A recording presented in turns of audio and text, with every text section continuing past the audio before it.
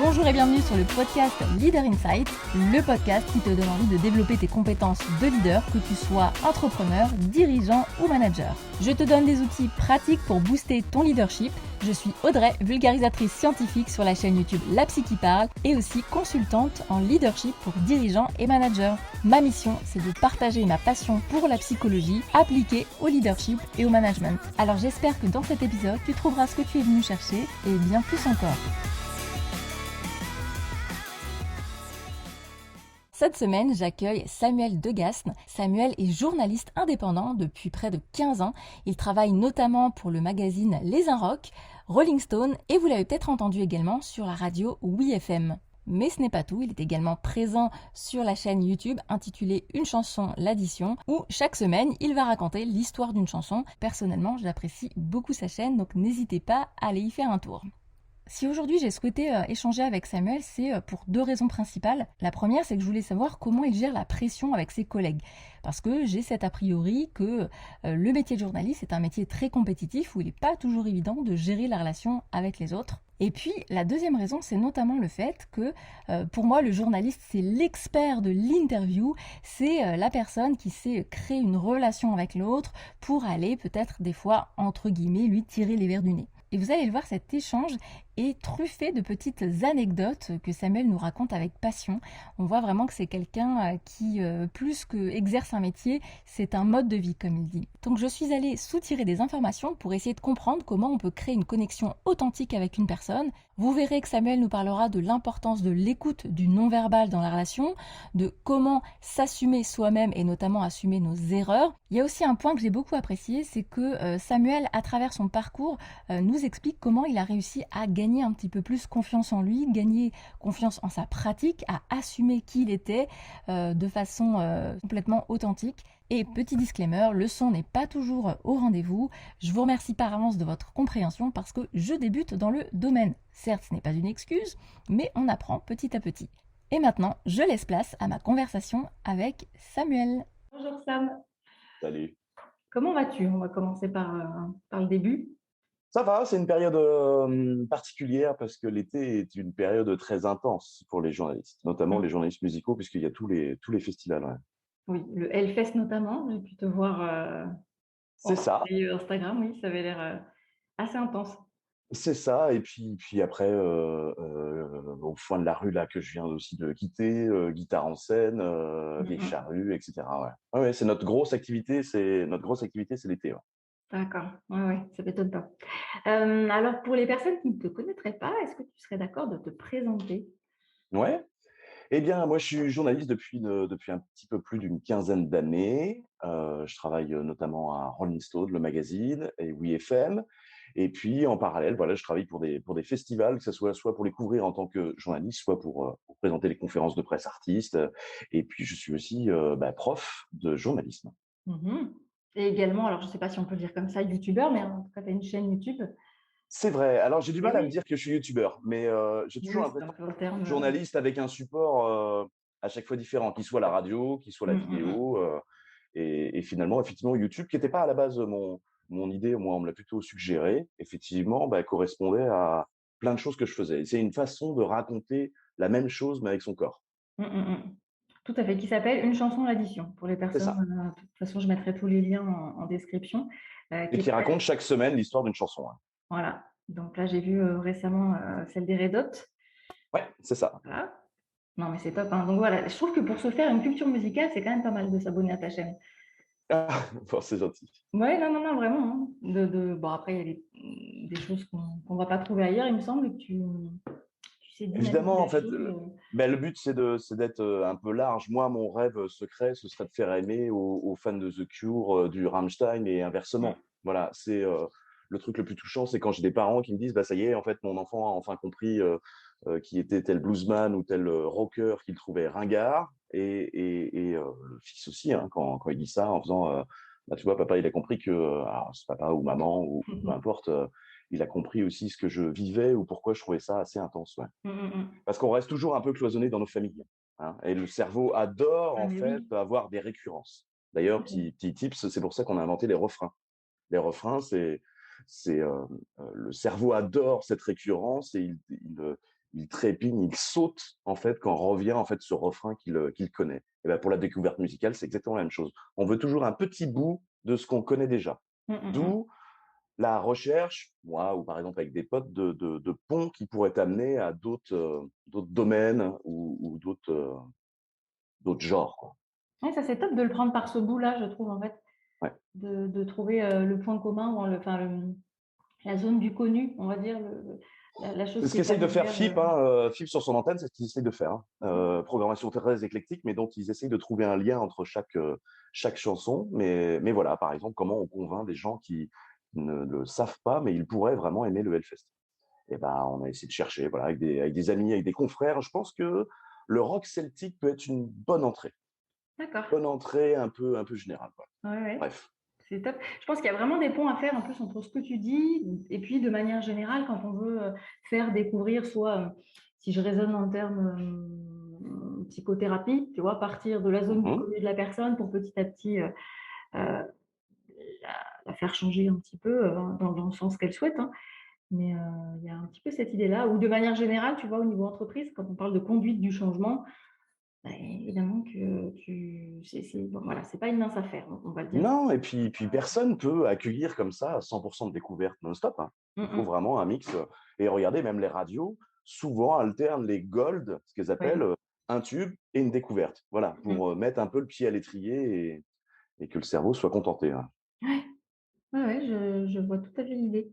Du coup, ce que je souhaitais avec toi, c'était aborder aussi ton métier de journaliste. Mhm. Un métier que personnellement, que je trouve passionnant et en même temps extrêmement difficile. Ouais. Voilà, donc j'ai plein de questions, peut-être d'a priori, d'hypothèses, qui sont les miennes Non, que j'ai pu il entendre. faut, il y a beaucoup de Oui. pédagogie à faire là-dessus, ouais, beaucoup de fantasmes, ouais.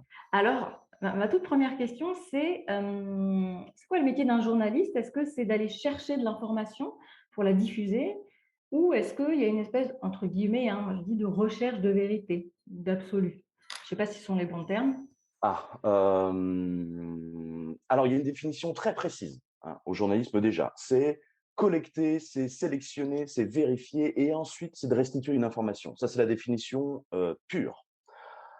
Après, on pourrait y mettre voilà, d'autres éléments là-dessus. Effectivement, c'est déjà pour moi en fait une façon de penser avant d'être un métier. Pour Mmh. moi, quand je suis recruteur, quand je suis rédacteur en chef, ce qui m'est arrivé, et c'est ce que j'explique par exemple à mes élèves, je préfère d'abord sélectionner quelqu'un qui est curieux, qui a l'esprit plein et qui a envie de transmettre une histoire avant même les méthodes. Parce que en tant que recruteur, il me prendra moins de temps d'apprendre les méthodes à quelqu'un que lui remplir le cerveau. Et puis je Mmh, mmh suis mh. ni son papa, ni son psy, ni tout ça. Mais c'est d'abord une forme de curiosité, et c'est une curiosité qui est au quotidien.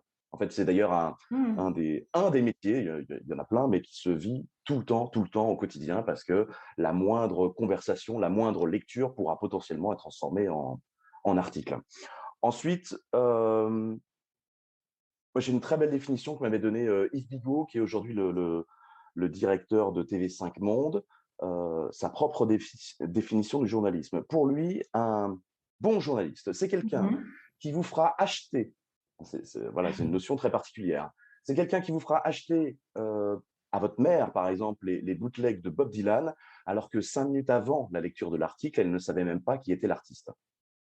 Génial. Voilà, alors tout est compris là-dedans. À la fois la pulsion, puisque, mine de rien, nous pouvons être aussi une pulsion d'achat, mais aussi l'idée de venir, en fait, et d'élever un petit peu le débat et de ne pas être voilà, dans son confort personnel. Mmh Si vous mh. demandez, en fait, il y a eu des statistiques là-dessus, hein, si vous demandez à des lecteurs qu'est-ce qu'ils aimeraient dans leur journal, malheureusement, la majorité disent un horoscope. Or, Mmh. moi, ce que je trouve le plus important, c'est quand vous fermez le journal et que vous vous sentez grandi, que vous avez découvert quelque chose que vous ne Mmh. connaissiez pas.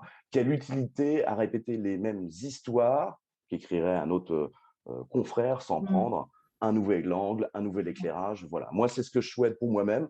Quand je finis un journal, voilà, je me sens grandi, j'ai changé de point de vue ou je l'ai nuancé. Et pour moi, c'est la meilleure chose du journalisme. Mmh mh. Sachant que si j'insistais sur la forme pleine d'un cerveau, une curiosité, l'information brute, elle est accessible quasiment à tout le monde. C'est pour ça qu'il y a une certaine façon de penser, de créer des liens entre certaines informations. C'est beaucoup ça, hein. Oui, effectivement, moi j'avais ce sentiment que, oui, c'est pas juste retransmettre de l'information de manière, plate. Il y a un angle à choisir, il y a une manière d'apporter les choses et pour avoir, joué le jeu de l'interview, effectivement, moi je suis toujours subjuguée et flattée quand je lis, bah, les écrits du journaliste et je pense notamment à une journaliste de Télérama, qui vraiment avait su bien combiner les mots, trouver la façon de présenter les choses de manière extrêmement valorisante et juste là pour le coup. C'est un biais ça d'ailleurs. C'était bien présenté donc forcément, c'était juste Mhm. et je sais pas, vous avez une manière je trouve d'utiliser les mots qui est beaucoup plus, fine et qui permet vraiment de te transporter. J'entends Ah, écriture avec évasion aussi. ouais, Je sais pas, après c'est un sport, hein. C'est un sport, il est ouais, c'est pratiqué ça. au quotidien, donc il est effectivement plus pratique pour nous.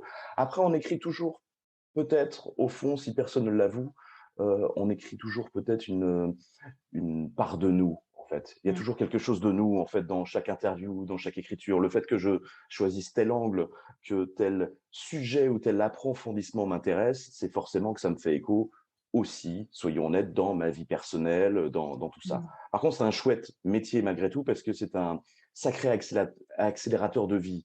Euh, Peut-être que aujourd'hui je suis avec toi, demain je serai peut-être avec une grand-mère qui a été cachée par une famille, par exemple pendant la Seconde Guerre mondiale, Mmh. et puis le surlendemain avec Björk, et puis un autre jour avec eh bien un groupe voilà qui a décidé en fait d'être à la fois fermier à la ville et Mmh mh. enfin fermier, je veux dire dans sa vie privée, et puis qui est sur les scènes. Voilà, c'est plein de points de vue avec lesquels on se confronte, plein d'expériences différentes, et ça enrichit sacrément. C'est des sacrés accélérateurs de vie. Un seul festival, c'est une centaine de concerts cumulés en 3 jours. Une semaine de journalisme, c'est au moins rencontrer 5 à 6 personnes avec des avis différents. Or, notre société, et notamment les réseaux sociaux, nous confortent dans des gens qui ont la même opinion que nous. Les Oui. suggestions, voilà, c'est une espèce de bulle informationnelle, et c'est pour ça aussi qu'il est créé un petit peu plus de susceptibilité. On n'a plus l'habitude en fait d'avis contraires. Or, notre métier, c'est parfois, même assez souvent, se confronter qu'à des avis contraires. Mmh. Donc il y a une envie de enfin, peut-être pas à voir si c'est le bon terme, mais de provoquer un petit peu pour bousculer la personne, lui offrir un autre point de vue, alors c'est Ah, mon objectif, positif, mais est-ce est-ce que mon objectif, c'est de lui faire changer mmh. d'avis? Ben, en fait, pour moi, non. Sans doute certains, hein, Mmh certains. mh. Et il m'est déjà arrivé, avec des péchés d'orgueil, d'essayer de convaincre un interviewé. Ça, c'est pas bon, en fait. Mmh Je me mh. suis rendu compte après, mener une croisade personnelle, et j'étais pas là pour ça. J'étais là pour porter leur discours, faire en sorte qu'il existe, faire en sorte qu'il soit connu. Après, j'ai mon avis en tant que citoyen, et cet avis, Mmh. euh, il aurait dû être échanger, pourquoi pas après avec la personne. Je peux citer l'exemple, hein, j'en ai un en tête. Il y a le Mmh. groupe Dropkick Murphys, qui est un, Mmh. un super groupe de rock celtique qui vient de Boston.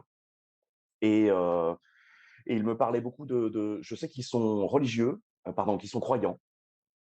Et je sortais tout juste, alors que c'est une conférence de presse, donc je suis même pas moins dans mon rôle de journaliste, mais vraiment dans mon rôle de porter l'artiste. Mmh mh. Et je sortais d'une séance en fait où un film avec Michael Keaton, je crois que je sais plus comment il s'appelle, où le Boston Globe a trouvé l'existence en fait d'un très très grand nombre de prêtres pédophiles à Boston qui ont été protégés par les institutions, par la police. Il y a eu une enquête pendant des années. Je pense que le film il est vraiment vraiment excellent. Et tout pendant que ce type me disait à quel point il était fier de Boston, à quel point il était fier aussi de ses croyances, et ben, j'ai craqué, je n'aurais pas dû, et je m'en suis beaucoup voulu, et ça sert aussi à ça parfois de tomber. Je lui ai demandé, voilà, qu'est-ce qu'il expliquait à ses enfants par rapport à cette histoire-là. Je crois qu'on a trouvé plus d'une centaine de prêtres pédophiles Mmh protégés mh. par la hiérarchie, et j'ai vu au moment où je pose la question que je suis avec une traductrice, elle s'écroule, lui-même s'écroule, il ne sait pas quoi répondre. En fait, je l'ai mis en difficulté, et j'ai pas à ni mener une quête personnelle, ni à faire une Mmh vengeance, mh. en fait, par rapport à des choses que je peux penser. Mais il a très bien répondu. Il a répondu que Et là, c'est à cause de cette histoire, elle devait désormais expliquer à ses enfants pourquoi il y avait des bons et des mauvais prêtres. D'accord, oui, donc tu lui as Et permis ap malgré tout de réfléchir à une question qui devait certainement se poser en arrière-fond, mais là, Oui, mais d'autres artistes n'auraient pas su répondre et ouais. c'est en ça que je m'en suis voulu. Voilà, là, je Mmh. suis tombé sur la bonne personne, mais même, c'était pas forcément une question à poser, elle était très, très éloignée de la musique, même si j'aime au contraire m'éloigner de la Mmh musique, mh. ouais. Mmh. Et comment tu l'expliques ça? C'est, je dirais tes croyances, tes idées, ton état émotionnel peut-être du moment Ah, ben, en fait, qui prime la dessus ou? subjectivité, elle est très difficile, elle est même quasiment impossible à faire. On voit toujours les choses que Bien sûr. par un prisme, par un angle et parfois notre vie de citoyen, nos avis de citoyen, eh bah, peuvent passer dessus.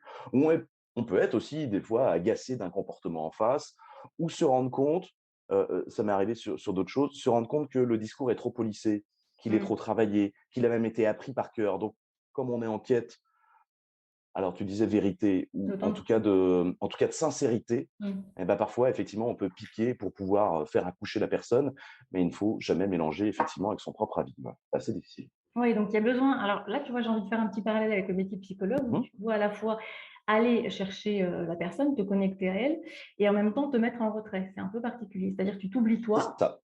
tu n'es pas, tu là, tu mets ta veste de journaliste, si je puis dire, pour, être au service et au service de quoi là, du coup, finalement? C'est quoi la Au service de son discours, au service de sa musique, voilà, il n'est pas que des notes, il n'est pas qu'un texte et je ne crois pas, énormément au hasard. Je crois à des intentions inconscientes ou à des intentions mmh mh. conscientes et moi je cherche toujours à savoir, c'est mon obsession personnelle, savoir pourquoi. Mmh. Pourquoi il fait ce titre? Pourquoi il écrit comme ça? Pourquoi il présente ça comme ça? Et j'ai envie de savoir comment ça fonctionne et c'est aussi pour ça que j'ai fait ce métier-là. Parce qu'on m'a raconté beaucoup d'histoires quand j'étais petit mais aussi parce que j'ai envie de savoir comment les choses fonctionnent. Et je suis obsédé par ça. Mmh. Même si c'est un accident, eh ben, c'est génial de le savoir. Mais je veux Mmh. savoir si c'est un accident ou pas, quoi. Mmh. Oui, il y a vraiment cette curiosité intellectuelle de comprendre le fonctionnement, non Mmh. pas peut-être du cerveau, mais là, en l'occurrence, du cheminement qui lui a permis d'écrire, de sortir ce titre ou un Après, le parallèle avec les psys, ça pourrait être, moi, quand je suis dans une interview, je suis en extrême empathie. mmh. En extrême empathie. Et je peux être en empathie avec des gens qui sont absolument opposés à moi et qui pensent différemment de moi. Il faut pouvoir s'oublier, en fait, dans l'exercice. Mais aussi, comme peut-être un psy, j'ai parfois la solution où j'ai déjà deviné le cheminement de pensée, où là il veut arriver, ou là où peut-être il arrivera. Mais je dois aussi m'effacer et le laisser le dire lui-même. Mmh, mmh Parce que mh. ça aura moins d'impact si c'est moi qui lui Bien sûr. suggère, et on pourra toujours dire que c'est moi qui lui suggère, alors que c'est pas du tout le principe. Mmh Et mh. oui, c'est une sorte de dialogue dont parfois on voit toute la map en fait de pensée avant l'interlocuteur, Mmh. Je vois très bien ce que tu veux dire. surtout s'il est plus jeune. En plus. Oui, parce que tu as quand même une sacrée expérience là, depuis le temps et comment tu fais, tu vois, ça c'est mon côté curieux, pour passer au-delà du discours lissé? Comment tu fais pour, entre guillemets, «casser la petite carapace»? Parce que ça, c'est quelque chose qu'on peut retrouver partout. Tu vois, quand Ouais. tu veux créer une connexion avec quelqu'un, que tu sois psy avec ton patient, que tu Mmh. sois, manager avec tes équipes, tu vas avoir accès à donc tu disais la sincérité, donc je dirais le côté aussi authentique, un peu plus pur de la personne. C'est quoi ton truc? Eh bien, j'ai mis des années à comprendre que je faisais quelque chose, alors que je croyais que je ne faisais rien, en fait, là-dessus. Je croyais que c'est le cas aussi, hein, c'est souvent l'histoire d'une rencontre. Heu, Quand vous rentrez dans une soirée que vous ne connaissez personne, il y a parfois les corps qui se reconnaissent. On se dit: «Bah, tiens, cette personne-là, je ne la connais pas encore, mais je me sens naturellement attiré vers elle» ou «Je sais que peut-être qu'un jour je serai ami avec elle». Il y a déjà les corps qui se rencontrent, les expériences qui se rencontrent. Donc il y a un grand facteur de chance déjà avant une rencontre. Mmh mh. Hein, il faut que, voilà, il y ait une espèce d'affinité peut-être inconsciente qui se fait. Ensuite, je croyais que c'était essentiellement basé là-dessus. Non, j'ai découvert toutes ces dernières années que je lisais moi-même les réactions du corps de l'autre. Et c'est pour ça aussi que cette période de confinement où les dialogues, par exemple, seulement à l'oral ou seulement par écrit, pourquoi ils pouvaient de temps en temps dériver, parce que les stimuli du corps de l'autre, les expressions du visage sont extrêmement importants. On voit, on guette inconsciemment un lever de sourcil. On comprend que peut-être le mot a été trop loin ou qu'il demande à être explicité. C'est d'ailleurs pour ça qu'on a inventé des smileys hein, Ah oui. dans les emails, parce qu'il est très difficile de faire prendre conscience de l'ironie.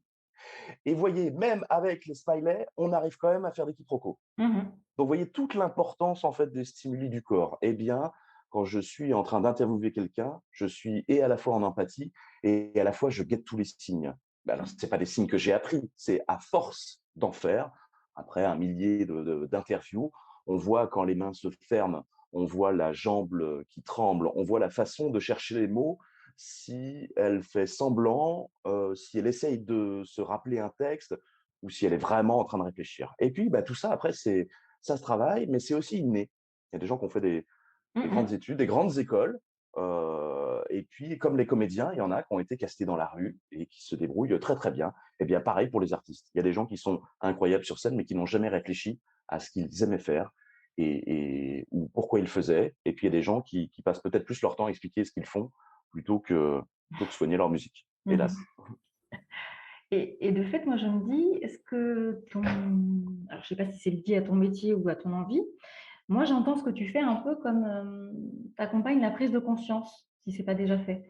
La Mmh. prise de conscience de pourquoi j'ai créé ce morceau, pourquoi j'ai fait ça, parce que nécessairement, ça vient de quelque part. Donc on disait soit le hasard, soit un événement de vie, une intention à transmettre et je trouve ça assez chouette de ma vision à moi, c'est que tu vas dans le cerveau de la personne et tu Mmh. nous retraduis un petit peu tout son cheminement, sa façon de penser, son intention. Enfin, je l'entends comme ça.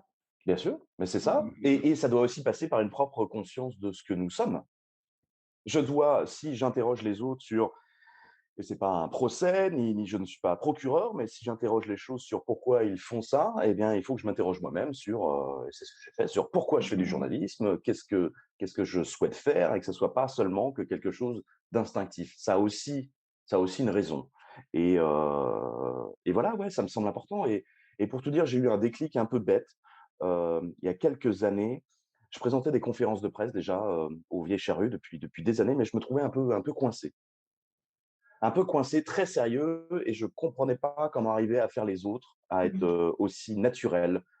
Et donc j'ai été voir quelqu'un que je ne connaissais absolument pas, qui travaillait chez M6, et je lui ai dit voilà, je pense que je suis nul ou je suis pas assez bien.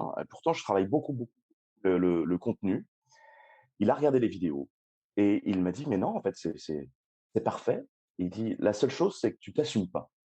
Il dit le fond est là, la qualité est là, mais tu ne t'assumes pas. Or, fais des blagues, tu es drôle dans la vie, en fait. Donc, pourquoi tu assumes pas tes blagues? Je dis: «Oui, mais c'est difficile les blagues parce que c'est un peu parfois on peut tomber à côté, parfois on peut vexer, parfois on peut enfin et si je fais un bide?» Et ben, il m'a dit: «Bah, moi», c'est une personne qui présente des soirées au Grand Rex, des Mmh. avant-premières et cetera. Il me dit: «Mais moi, quand je fais une blague qui est mauvaise, je le dis».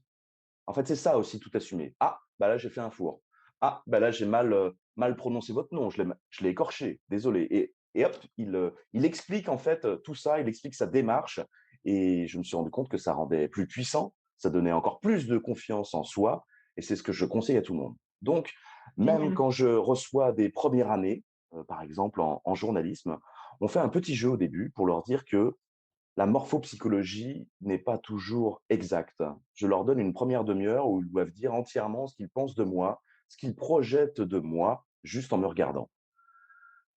Il y a à peu près que 10 de bons, en fait, et j'essaie de leur faire prendre conscience que ce qu'ils projettent souvent sur moi, c'est leur propre vie, leur propre connaissance. Évidemment, des gens qui sont issus de familles où il n'y a qu'un seul enfant, ils imaginent que j'en ai qu'un seul ou que je suis fils unique, et cetera, et cetera.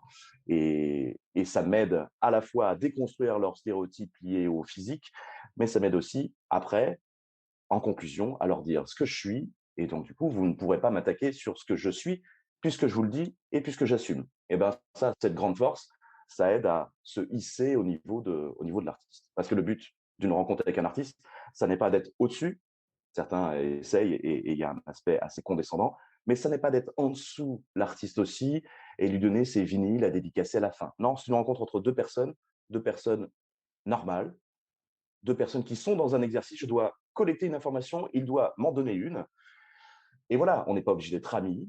Soyons juste cordiales et jouons au jeu qu'on nous impose tous les deux. Mmh mh. C'est un travail de collaboration, en fait. C'est un instant T, on va collaborer ensemble, on va C'est coopérer ça. et Malgré la pression de chacun.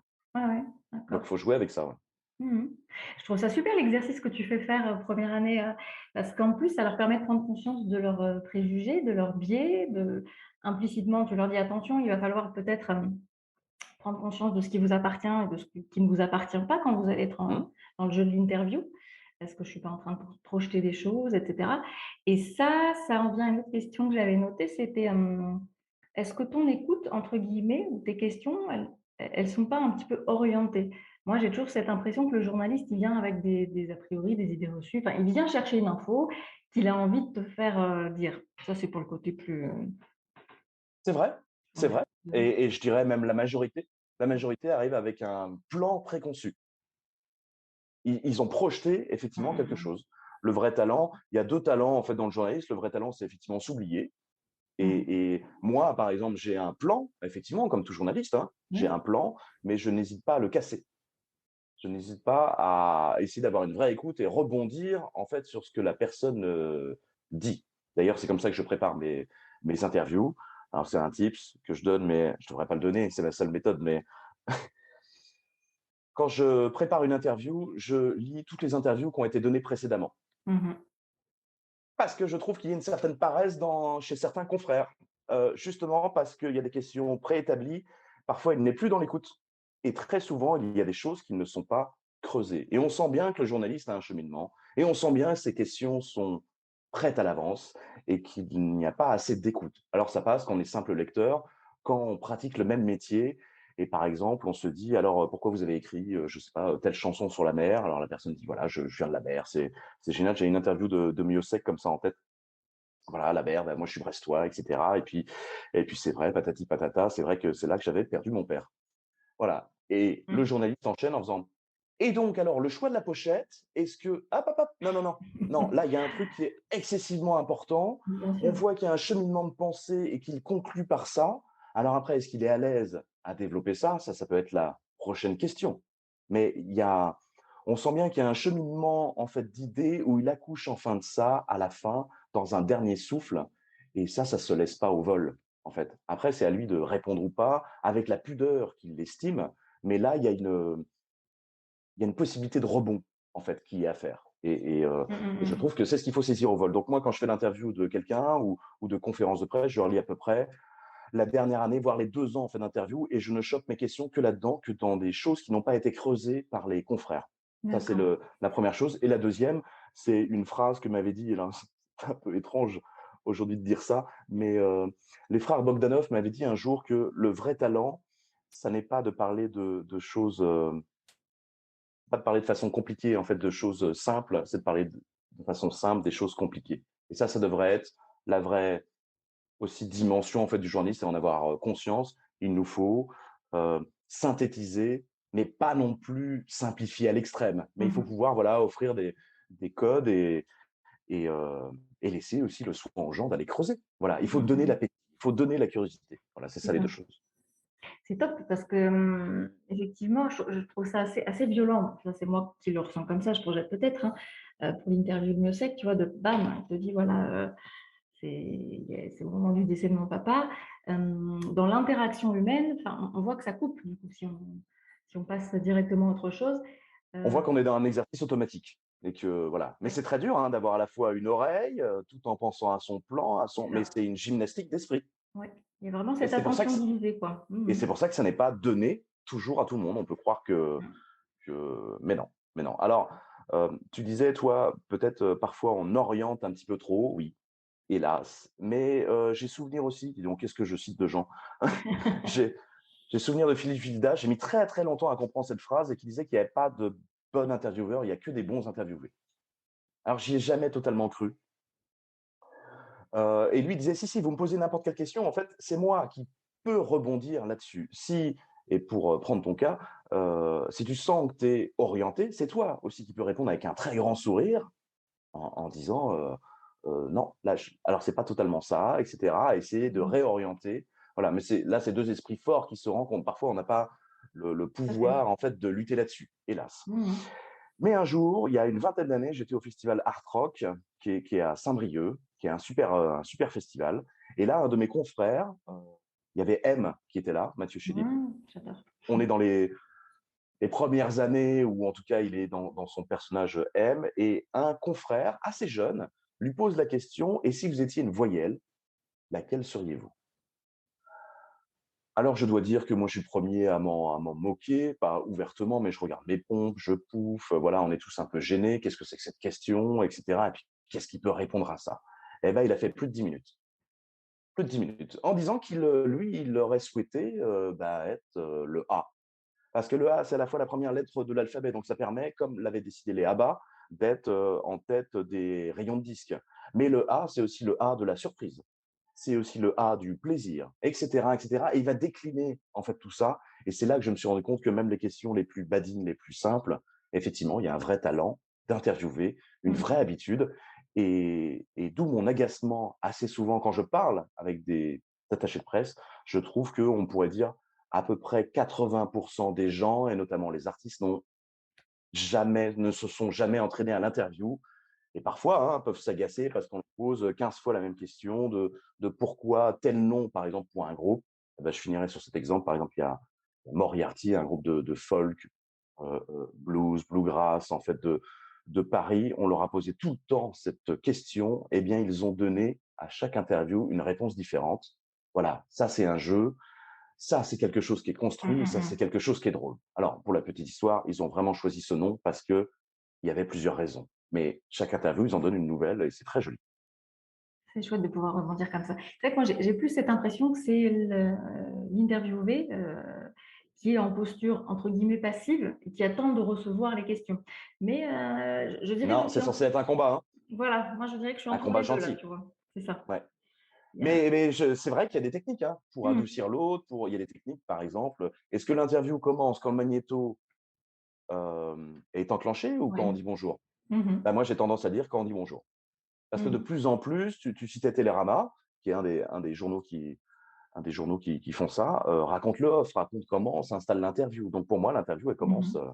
dès lors qu'on se rencontre. Et puis le tutoiement, facile, par exemple pour moi qui viens de l'Ouest, c'est quelque chose que c'est assez commun, mais permet d'adoucir en fait terriblement, de rentrer parfois un petit peu plus vite dans l'intimité. Mmh. Et puis, comme par exemple, pour refaire un lien aussi avec la psychanalyse, les silences peuvent être assez importants pour faire dire des choses. Ouf, c'est un outil très oui, oui, tout à fait. Dans Mais la agaçant quand on négociation, connaît on la sait que technique aussi. voilà, c'est ça. Oui, j'imagine que côté interviewé, il y a quand même beaucoup d'artistes qui se sont prêtés au jeu, qui commencent à voir un petit peu les techniques, mises en place. Mais aussi, Ouais. et donc voilà, Mmh. qu'est-ce qu'on veut? Est-ce que c'est servir le discours? Après tout, on peut C'est être ça. speed, ou est-ce que c'est se dire: «Ah, il y a un petit manque, de sincérité, donc où est-ce qu'on va creuser ça?» J'ai souvenir, par exemple, d'une Zazie, qui était très carrée, qui a énormément l'habitude de faire des Mmh. interviews. Elle est douce, elle est gentille, elle est avenante, elle est affable, et puis à un moment, il a fallu parler, peut-être de ce que j'avais découvert, qu'elle pratiquait la danse indienne, et de sortir un peu de l'interview pour y revenir. Cet Mmh. élément lié à la danse indienne, jamais je ne l'utiliserai dans l'interview. C'est juste pour faire une sorte de temps mort. Est-ce qu'on pourrait juste avoir inconsciemment, hein, un petit lien un peu intime, un peu perso, qui va baisser en fait les barrières. On voit que les épaules tombent et ça y est.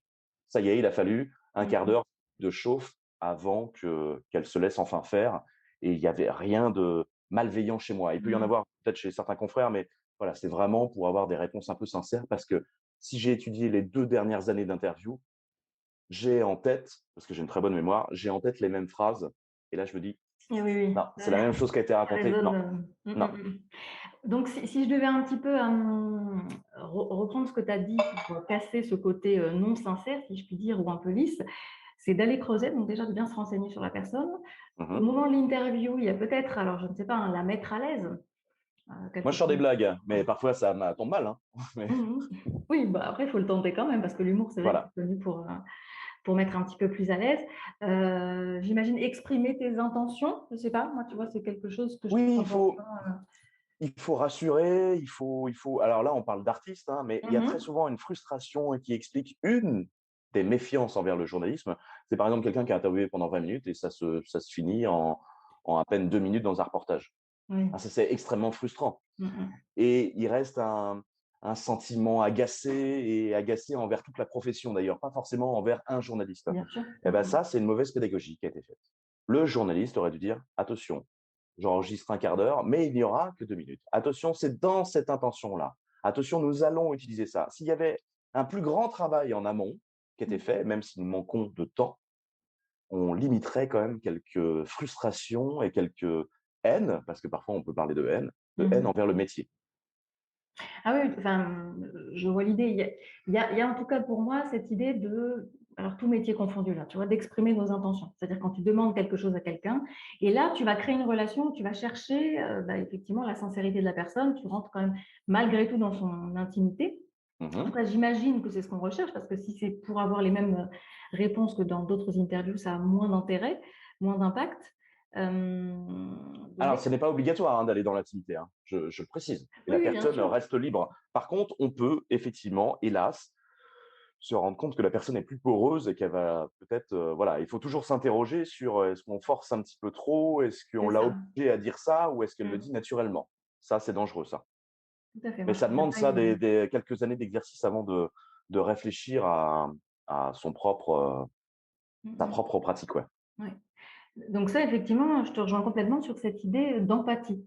Donc, effectivement, pour avoir été interviewée donc plusieurs fois, j'ai senti comment dire? Cette écoute extrême et puis j'ai pu voir la différence entre, plusieurs journalistes, heu, où parfois effectivement moi-même j'ai été frustrée de certaines choses, qui ont été reprises, non pas, qui ne m'ont pas dévalorisée, mais, qui n'étaient pas tout à fait mes propos, donc ça change quand même le sens de ce qu'on voulait transmettre.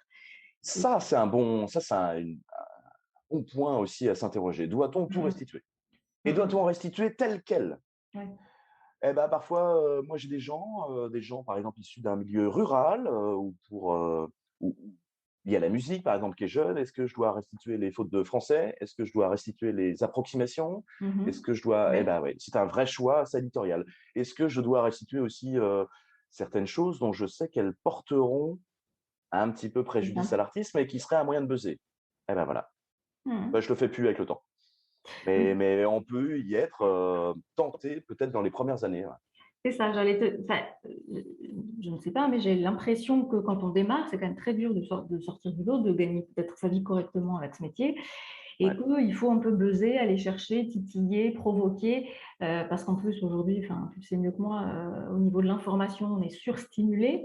Mmh Donc mh. comment avoir un peu de visibilité et se faire sa place? Oui, même si c'est pas forcément le journaliste qui le veut, hein, faire le Mmh mh. buzz. Alors déjà, tu disais Oui. au début, effectivement, on est mal payé. Non, alors là, il faut casser une idée reçue. On est mal payé toute sa vie de journaliste, hein, Mmh mh. Non, non, je toute sa disais vie. dur de gagner, enfin, moi, quand on m'a expliqué Bien un peu sûr, le métier, je me dis: «Ouh là, d'accord». non, c'était pour dire que moi, je cassais Ouais. quelques idées reçues auprès des élèves. Non, c'est un métier carnassier, c'est un métier qui est chronophage, c'est un métier qui est sous-payé, c'est un métier dont on donne les meilleures places qu'à partir de 40 ans. Donc, je conseille toujours aux étudiants, ne vous lancez pas dans ce métier-là. Vraiment. C'est un métier qui demande un sacrifice, un don de soi qui est extrême par rapport à ce qu'on va recevoir. Voilà, Mmh. il y a 2 mois, en fait, de galère, de pression, pression économique, pression psychologique, mais tous les 2 mois, il va se passer quelque chose qui fait oublier les 2 mois Mmh. précédents. Voilà. Et il y a aussi énormément de gens au chômage ou énormément de gens qui pensent pouvoir faire ce métier-là. Je dis par contre, si vous souhaitez le faire, il va falloir travailler. Il y a un facteur de Mmh chance, un mh. facteur de rencontre, hein, mais aussi un facteur de travail. Il va falloir travailler, il va falloir s'entraîner, il va falloir avoir conscience de son propre exercice et il va falloir surtout dépasser tous les autres. Voilà. Donc, si vous estimez être capable de le faire, que c'est une passion qui vous brûle, Mmh. continuez à travailler au fast-food, continuez à servir des verres au bar, mais n'abandonnez jamais ça. C'est comme être dessinateur de bande dessinée. Je leur conseille, voilà. C'est vraiment, ça vous brûle de faire de la BD? Eh ben, faites de la BD. Dessinez tous les jours. Et en attendant que vous puissiez être payé à temps plein, eh ben, entraînez-vous. Voilà. Entraînez-vous, lisez les confrères, rencontrez les autres, etc. Mais ouais, ouais, Mmh. euh, la volonté en fait de buzzer, elle est plus souvent due à un rédacteur en chef ou à un journal. Ça, c'est une autre forme de pression. Elle l'est moins parfois du journaliste lui-même. D'accord, oui, oui, donc c'est vraiment la pression, de la liée à la structure, on va dire. Ouais, de structures, privées aussi, Mmh. qui effectivement ont besoin de faire de l'argent, mais Oui. qui arrivent, très souvent à faire une information, très bien, très correcte, mais qui ont besoin de voilà, de leviers, de temps Mmh en mh, temps. mmh mh. Et de fait, est-ce qu'il y a de la compétition entre, journalistes? Parce que ça C'est quand même une réalité. Il n'y a que ça. Oui. Enfin, il n'y a que ça. Non, mais il y a un rapport jalousé aussi. Il y a un Mmh. rapport évidemment, évidemment. Et puis il y a un rapport, critique aussi. Comme c'est un Mmh. métier dur et bien du coup, et un métier qui porte aussi sur la critique, oui, forcément, il y a comparaison. Il y a comme 2 sportifs, pratiquant la même discipline et qui se disent: «Mince, alors, pourquoi lui il a eu le droit à Wimbledon et pourquoi lui à Mmh Roland-Garros mh. et pourquoi» oui, évidemment. Et des choses aussi qui sont injustes. Mmh mh. Parfois, un journaliste peut décrocher une excellente interview, enfin ou mince, un acteur Mmh ou mh. un artiste en fait très, très haut. Ça ne veut pas dire qu'il en fera de belles choses et peut-être qu'on en aurait fait de meilleures et puis parfois l'interview est pas folle et cetera. Oui, oui, il y a un rapport constant.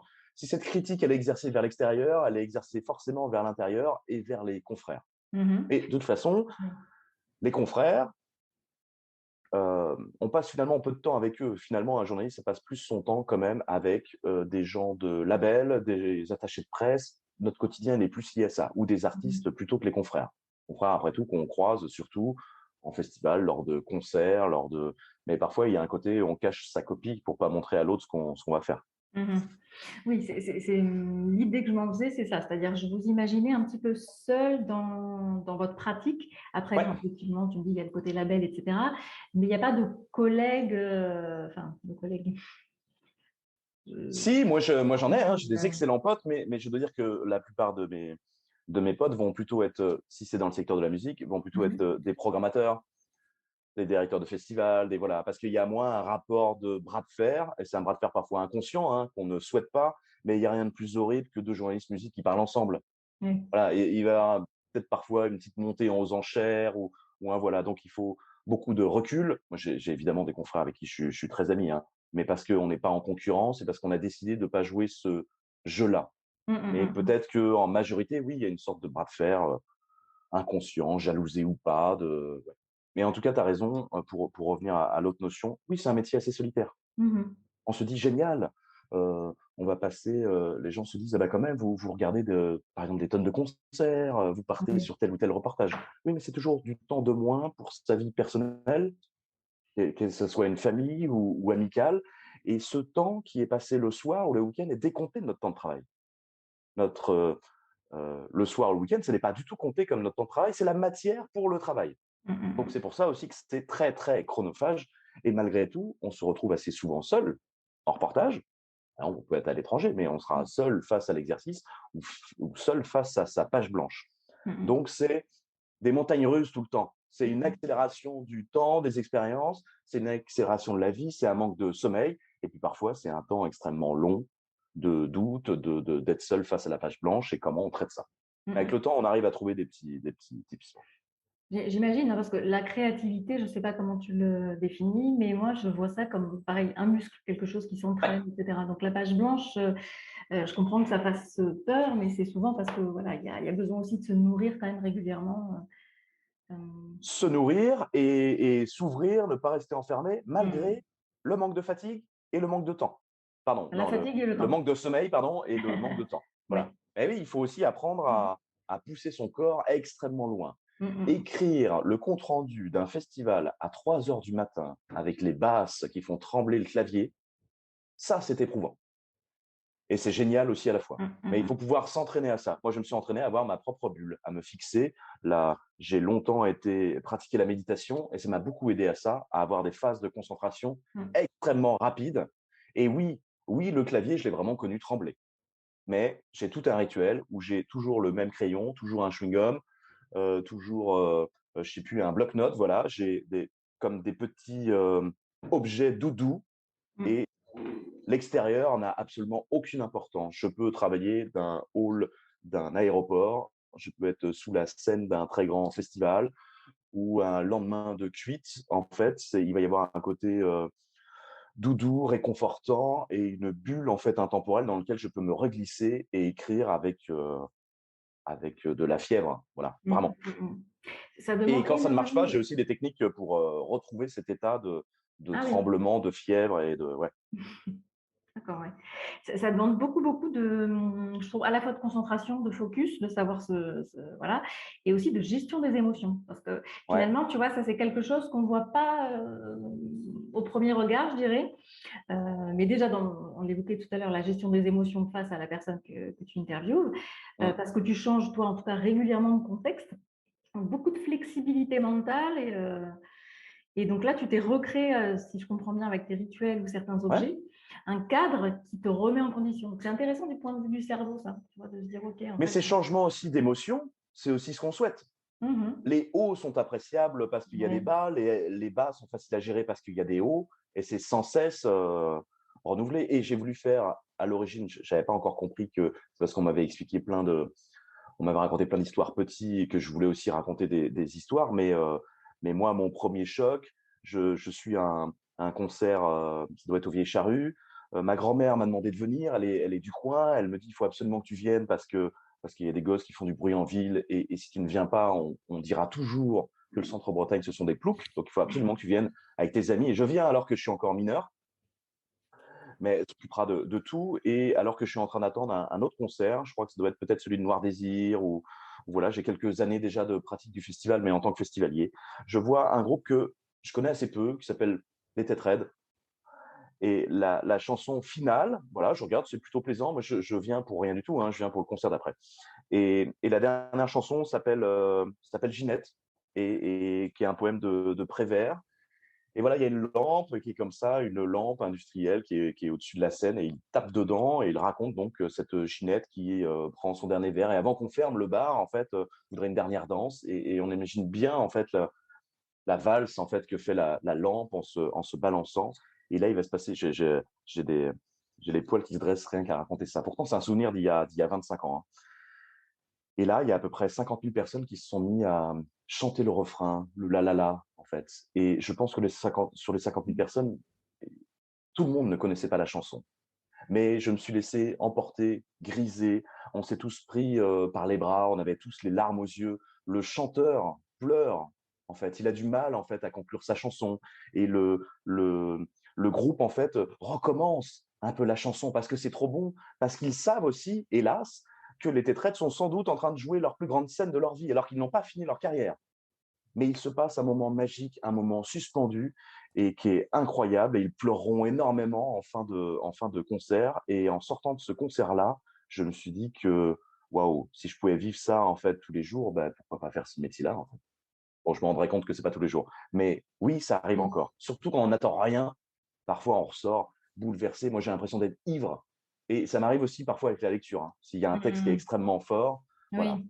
Par contre, il faut s'interroger sur oui, si vous ressentez pas ça, c'est pas très très grave, mais peut-être n'est-ce pas le bon artiste, peut-être n'est-ce pas le bon journal. Mais Mmh. je veux de toute ma vie ressortir ivre de concert, ivre sans alcool, et ressortir ivre de lecture. C'est trop bon comme sensation en fait. Je t'écoute et je me dis: «On ne peut pas faire ce métier sans être passionné».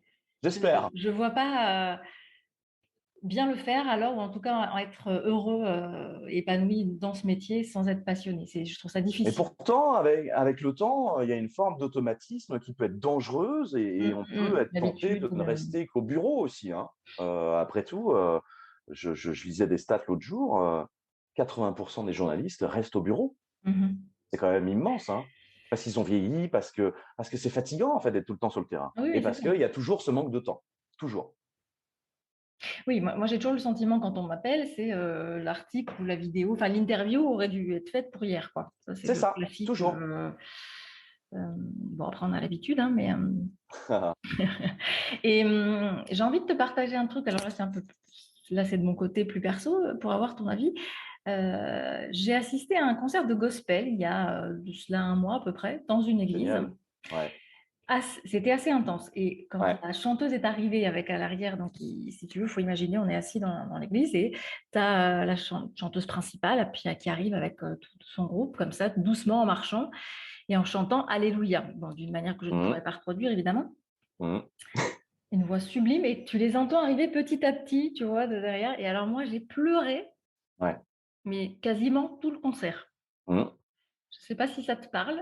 Bah Là, si. c'est la psy qui demande, tu sais, Et tu sais pourquoi tu as pleuré? Et alors pas du tout. Du coup, j'ai pas fait le C'est lien. vrai? J'ai juste senti quelque chose de très, je sais pas, tu vois, connecté. Je ne saurais pas dire sans partir dans des choses ésotériques, tu vois, mais Alors voilà, un après, moment de après ça dépend de communion, ta tu vois, quelque relation. chose.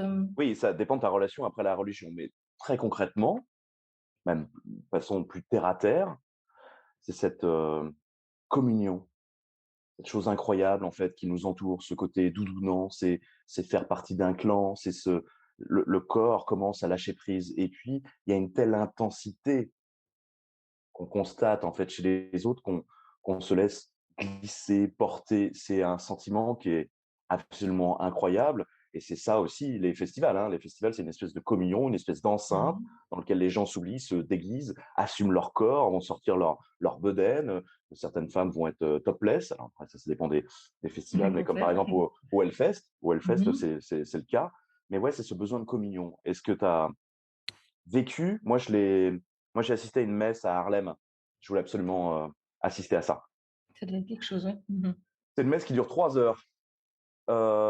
Et c'est une messe dont le discours était, dans lequel je me reconnaissais absolument pas et qui était très intégriste, extrêmement intégriste. Un discours bourrin, sans nuance, dur, avec une lecture vraiment très premier degré des textes. C'est compliqué. Et quand a retenti la soul avec des gens qui pleuraient, des mamas qui m'ont pris dans leurs bras et j'étais complètement écrasé dans leurs bras, des gens qui m'ont soulevé de terre. Euh, nous ne sommes que deux personnes à ne pas faire partie de la communauté et c'est une messe qui avait à peu près avec entre 300 et 500 personnes, voilà, à plusieurs étages. On est vraiment dans un antre. Mais les gens sont tombés à genoux, ont pleuré, ont crié des amen, des alléluia, des voilà. Et ben, j'ai vu toute la force en fait de la musique, toute la force aussi de la musique incarnée, la musique aussi spirituelle. C'est pour Mhm. ça qu'elle a traversé les âges. Euh, oui, je me suis laissé avoir. Moi aussi, j'ai pleuré en fait. J'ai pleuré pendant plus d'une heure. Je n'arrivais plus à respirer. J'étais ivre et pourtant le discours était absolument dur, horrible. Mais cette musique, qu'est-ce qu'elle nous adoucissait? J'avais l'impression de faire partie, voilà, d'un grand tout que je ne connaissais pas Mhm. et porté, bercé, voilà, par ce flot. Ben, j'ai été manger avec eux après et on a mangé pendant 2, 3 heures et je dois dire que je ne partageais absolument pas en fait leurs idées. Mais waouh, ah, oui, Mhm. je souhaite à tout le monde de vivre ça. C'est une forme de d'orgasme, c'est toute l'endomorphine en fait qui se Oui. déverse en fait dans le corps, qui fait que on oublie tout. Et oui, pourquoi on connaîtrait pas ça tous les jours, quoi? Mhm. Pourquoi? Pourquoi? Comme l'ASMR, comme ces fréquences Oui. de son en fait dont on n'arrive pas à expliquer, mais qui nous font, en tout cas c'est le cas chez moi, Mhm. extrêmement du bien et on sent en fait tous les picotis dans le Tu les ressens, ouais. Mhm. ouais, dans la nuque, dans le Mhm. cerveau, pour moi, toutes les glandes, voilà, d'hormones qui se sécrètent et qui font en sorte qu'on soit bien. Et il faut ça. Il faut ça. Mhm. Si on pouvait avoir voilà, des recettes comme ça pour se libérer de stress, de tension, waouh, on améliorerait quand même sacrément le management, on réduirait le trou de la sécu et je crois parfois à des méthodes de méditation athée qui pourraient quand même résoudre énormément, voilà, je vous dis, de tension, de management, de choses comme ça. Et là, je suis triste en fait qu'on n'apprenne pas ça dès l'école, Ça à commence à se bouger libérer du un petit stress peu, mais c'est déjà de comprendre nos émotions, ça, tu vois, c'est et de super. comprendre nos émotions et les assumer. Ouais. Mais c'est vrai que la musique a un rôle important et du coup, j'aimerais clôturer avec cette dernière question. Quel rôle a la musique dans ta vie? Ben, elle est majeure en fait. Elle est majeure parce qu'elle m'accompagne toute la journée. Mhm. Elle est connectée à mon humeur. Alors, ça veut Ah, dire que évidemment, je n'écoute absolument pas la même chose du matin au soir. oui. Évidemment pas. Ça va passer partout. Mais à la fois, elle est le reflet de mon humeur et à la fois, elle va créer mon humeur aussi. Mm. À se Oui. lever est complètement différent, se lever sur du métal ou se lever sur du reggae ou sur un truc cool californien. Mais ouais, écoutez, dites-moi dans la journée ce que j'écoute et ça vous renseignera en fait sur mon humeur et ça me portera aussi. En fait, c'est un cercle vertueux comme manger. Mm. Manger, voilà, on peut avoir de l'appétit en faisant un plat, mais en envoyant un autre aussi, ça peut nous donner de l'appétit. Mais surtout, la musique a quelque chose de très important. Elle ancre pour moi, j'ai une façon en fait de réfléchir ou d'ancrer mes souvenirs de manière différente et la musique m'aide beaucoup à ça. J'ai beaucoup travaillé des exercices de mémoire. Et rappelez-vous que quand vous écoutez certaines musiques, vous vous rappelez précisément de là où vous étiez, ce Tout que à vous étiez fait. en train de faire, adolescent, enfant, etc. Et donc, c'est des vecteurs, en fait, d'émotions. On arrive même parfois à se rappeler l'émotion dans laquelle on était quand on a découvert cette Mmh. musique. Donc, c'est génial pour ancrer des sensations, se rappeler de choses et tout. Et puis, bah, surtout, pour moi, la musique, c'est un prétexte, hein, parce que la musique, elle est le reflet de l'expression populaire de sa jeunesse, de mouvements sociaux, donc étudier la musique et moi n'est qu'un prétexte universel pour parler finalement de l'époque dans laquelle elle s'ancre, de son genre, de voilà. Et il y a tellement de choses à raconter sur les mouvements sociaux, civiques des Noirs américains, de la voilà, de la révolte, la Révolution française, de tout, tout, tout. On peut expliquer Mmh. énormément de choses et y voir des traces dans la musique qui est un élément très compréhensible en fait pour les gens, beaucoup plus que dans le cinéma qui est plus récent, beaucoup plus que dans la cuisine, etc. Oui, puis la musique, si tu veux, elle touche direct ton cerveau. Il y a rien d'intellectualisé. Donc Non, en fait, ça s'adresse direct aux émotions, donc ça mais il y a des gens qui n'aiment pas la musique ou qui, pardon, ne croient ne pas l'aimer, alors que nous sommes entourés de bruit dans les magasins, à la radio, etc. Peut-être par contre on ressent moins cette émotion, mais c'est aussi pour ça que j'ai fait une chaîne YouTube. Moi, je trouve que quand on me raconte un plat, il devient encore meilleur. Alors déjà parce qu'il peut me faire ouais. découvrir des quiproquos, mais quand je comprends ça n'est pas du tout obligatoire, mais ça donne du relief au plat. Mmh. Moi, quelqu'un qui m'apporte un plat et qui me dit c'est un cochon, voilà, qui a été élevé ici, qui a un cochon qui a été désossé comme ça, ça fait 7 heures en fait qu'on l'a cuit et il est avec ça. Et voici ce vin en fait qui est sur tel coteau, voilà, avec le Mmh. soleil qui va taper là-dessus. Waouh, Toute peut-être qu'il me l'histoire. ment, peut-être qu'il me ment, mais ça me donne une dimension tellement ouais, expliquez-moi les plats, expliquez-moi les chansons ou essayez de découvrir vous-même l'histoire Mmh. des plats, des chansons, de tout ça. Waouh, c'est ouais, moi ça me ravit. Je sens, oui. Et du coup, je me posais la question, est-ce qu'il existe des manuels ou des livres, comment dire, qui retracent l'histoire? J'ai pas envie de dire juste l'histoire de la musique parce qu'évidemment, mais tu sais, j'imaginerais comme ça, comme un manuel d'histoire, mais en réalité qui serait à chaque fois une musique, une musique expliquée et qui on donne le contexte. Je sais pas si c'est clair. Oui, sans doute que ça existe, j'en ai pas en tête. Il y a des grands journalistes en fait qui ont essayé, je pense à Grail Marcus qui est capable, mais qui a une approche très universitaire, qui est capable en fait d'expliquer par exemple un Like a Rolling Stone de Bob Dylan sur 300 pages.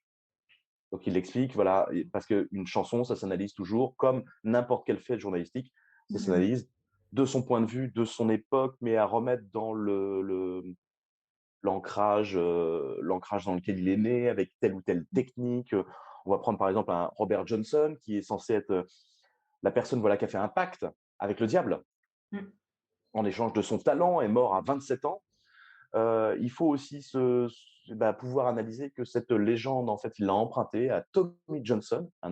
un autre Johnson, qu'on est dans une période où on a plutôt une réticence envers les Noirs, qu'on est une période aussi, il y a assez peu d'électricité, voilà, c'est éclairé à la bougie, qu'on est dans des lieux qui sont propres au vaudou, à d'autres croyances.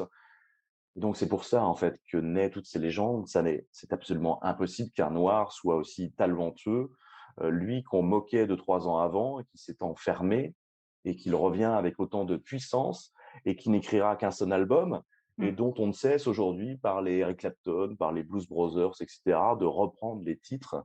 Et donc Keith Richards dira: «Ah, il y a 2 journalistes et il y a 2 guitaristes». On dira: «Non, pas du tout».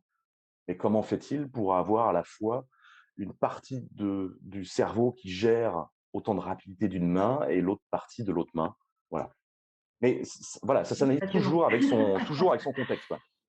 Oui, je te remercie en tout cas, pour toutes ces informations, pour ton partage d'expérience et si aujourd'hui maintenant on veut te retrouver, comment fait-on? Si on veut échanger un peu avec toi, te suivre, Alors, ben, on peut me parler en message privé, déjà. Moi, Mmh. je prends plaisir et je trouve que c'est extrêmement important ce qu'on disait tout à l'heure sur la pédagogie que doivent faire des Mmh mh. journalistes. Je trouve que c'est extrêmement important de parler de sa démarche, mais aussi de s'enrichir. Mmh. S'enrichir au contact des autres. Donc, ça peut être soit en message privé, soit directement dans les commentaires de ma chaîne YouTube, une chanson, l'addition. J'aime expliquer, mais j'aime aussi apprendre. On reste malgré tout des journalistes, des journalistes généralistes, parfois spécialisés, mais il y a parfois des angles qu'on ne maîtrise pas. On ne peut pas tout savoir. C'est déjà beaucoup, beaucoup Oui. à savoir, beaucoup d'entraînement, mais on s'enrichit à ça. Et surtout, il faut absolument, tout le temps, moi, c'est mon sacerdoce, je, je n'oublie jamais à qui je parle. Quand je suis, tu vois, tu parlais du Hellfest au Ouais. début de Mmh. l'entretien. Le Hellfest, je tiens à être, alors que j'habite à 10 minutes, je tiens à être l'un des rares journalistes, et puis même si les autres le faisaient, je le ferais, à dormir au camping, à vivre avec les festivaliers, à ne pas oublier en fait que c'est un festival qui doit se vivre d'ici et se lire à hauteur d'ici. Je tiens à voir les caddies, je tiens à être avec mes Mmh. amis qui ne sont absolument pas de la musique et qui auront un autre avis. Rappelez-vous, c'est comme Noël. Noël, en vieillissant, devient de moins en moins magique. Mais à travers le regard de ses neveux, de ses nièces, de ses enfants, là, on retrouve un petit peu de magie. Et il ne faut pas oublier, en fait, d'avoir dans le regard de ses amis, des gens qu'on rencontre, eh bien, ce que c'était quand on était nous-mêmes festivaliers. Donc, on peut être le plus grand critique culinaire de tous les temps. Mmh. On peut parler de ce plat à la truffe, au caviar, etc. Il y a pas de souci, mais il ne faut pas oublier que le commun des mortels, ceux qui vous liront, ne peuvent pas y avoir accès et pouvoir, voilà, expliquer, expliciter et se remettre, à leur niveau. Ouais. Merci pour ça. Tu fais bien de me le rappeler. Bon, merci encore ça et Ouais, donc on peut merci à trouver toi. sur Instagram, sur ta chaîne YouTube, Une chanson d'addition et n'hésitez pas à lui faire des petits retours, à vous abonner à sa chaîne évidemment, qui est super. Salut! Merci d'avoir écouté cet épisode jusqu'au bout, j'espère qu'il t'a plu. En tout cas, si tu as envie de me soutenir, la meilleure façon de le faire, ça peut être soit de me laisser un avis ou de mettre 5 étoiles sur la plateforme Apple Podcast ou celle où tu es en train d'écouter cet épisode tout simplement. Et puis tu peux aussi en parler autour de toi, ça m'aide beaucoup à faire connaître le podcast. Et comme tu le sais peut-être déjà, je suis avide d'avoir des feedbacks, d'avoir des retours pour améliorer chaque épisode. Donc si tu as envie de me faire part de tes remarques, n'hésite pas à venir le faire. Tu peux venir me voir sur mon compte Instagram, @lapsychiparle tout attaché. Je serai ravie d'échanger avec toi. Alors je te dis à très bientôt.